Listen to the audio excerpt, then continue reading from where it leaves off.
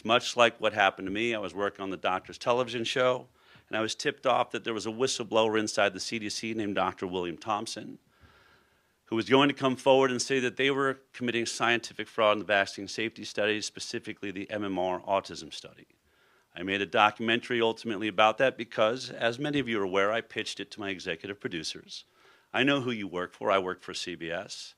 And they said, we're never going to go near that story. There is no way we are going to do a story that calls out the CDC and says that they're committing fraud of any kind, because we got to go and report on the latest flu epidemic, and they would let us behind the scenes, and we would make it into television, and we're not going to hurt that relationship. We're also not going to go after a product made by Merck, who's just one of the pharmaceutical companies that fund this show and fund most of television. As you well know, if you work in television, somewhere between 50 to 70% of advertising is coming from the pharmaceutical industry, which is why you're mandated to write the things that you write and told the things that you cannot write. So sometimes it takes courage to step out and do investigation beyond that. Let me show you very quickly where that investigation should start for all of you. These are vaccine inserts. I had my COO, Bridget Rasmussen, go by a doctor and say, we'd just like to see some vaccine inserts. Twinrix, I mean, I could read them off, Haverix, Shingrix.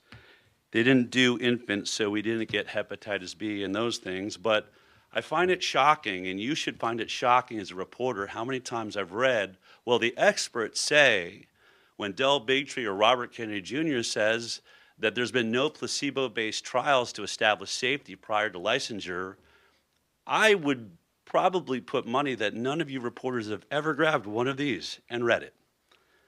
Or if you did, then how did you write, the experts say, that that is misinformation?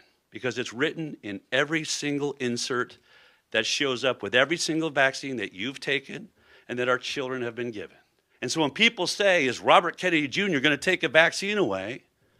I would say Robert Kennedy Jr. is going to begin a conversation of transparency, of talking about the actual science that is written in every one of these lists, pages and pages of injuries that are right here, written by the manufacturer by law because they are happening to real children and real people, and no one in front of me right now has ever written about this story. Why? How can you say you're doing your job? Who are you working for? We are supposed to be the fourth branch of government, the fourth estate.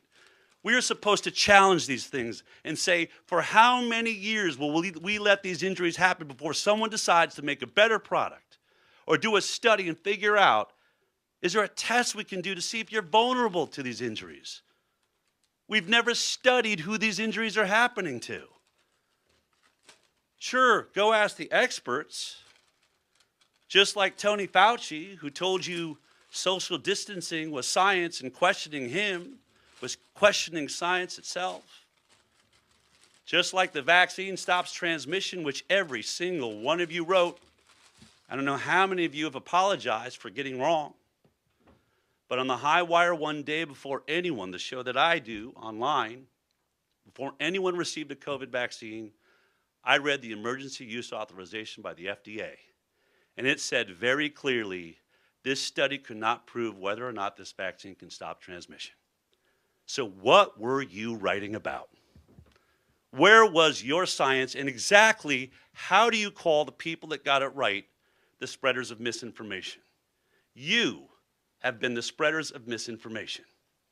You have gotten it wrong, and America is still waiting for an apology.